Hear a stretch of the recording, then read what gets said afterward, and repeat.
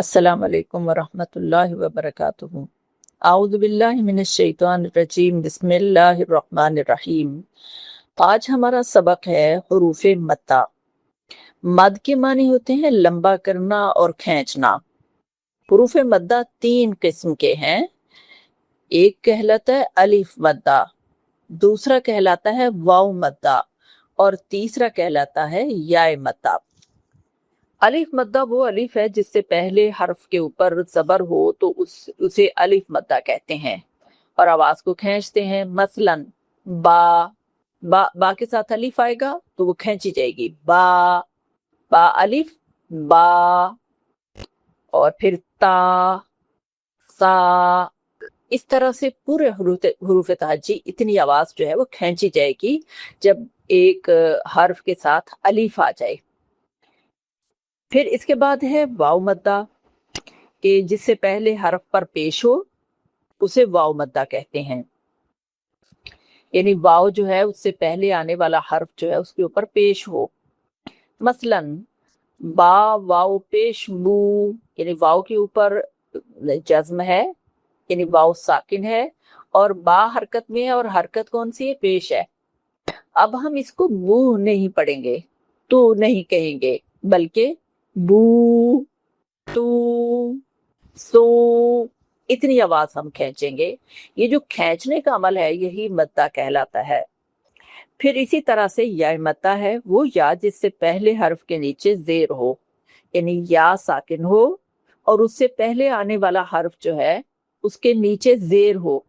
मसलन बा या जेर बी, ता या जेर ती, सा या जेर सी, और इसी तरह से बाकी तमाम हरूफ तहज्जी को भी पढ़ा जाएगा।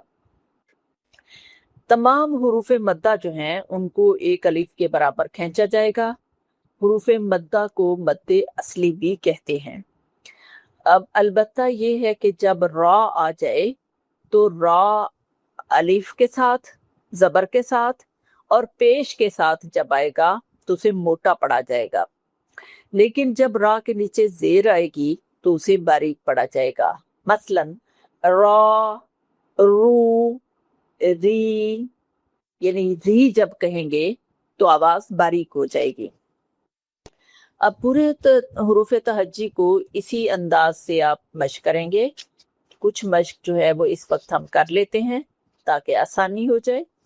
बा बू बी ता तू ती सा सू सी जा जू जी हा हू ही खा खू खी दा दू दी रा जू री रा रू री जा जू जी सा सू सी शा शू शी, और इसी तरह से आखिर तक तमाम हुरूफ तहज्जी की प्रैक्टिस आप करेंगे।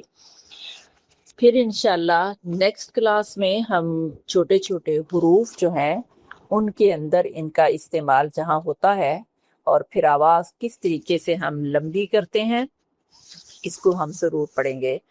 तो आज के सबक को आपने याद रखना है कि एक अलिफ के बराबर हमने यानी मेजरमेंट करें कि कितना खींचना है।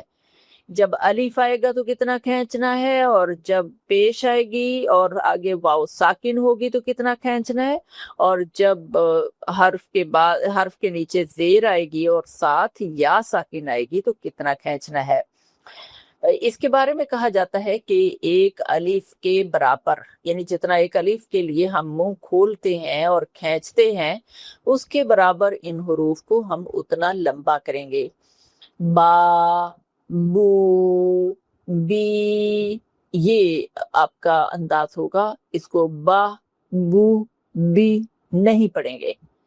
लिहाजा खींचने के लिए जो मुंह आप खोलेंगे तो ये एक अलिफ के बराबर होगा।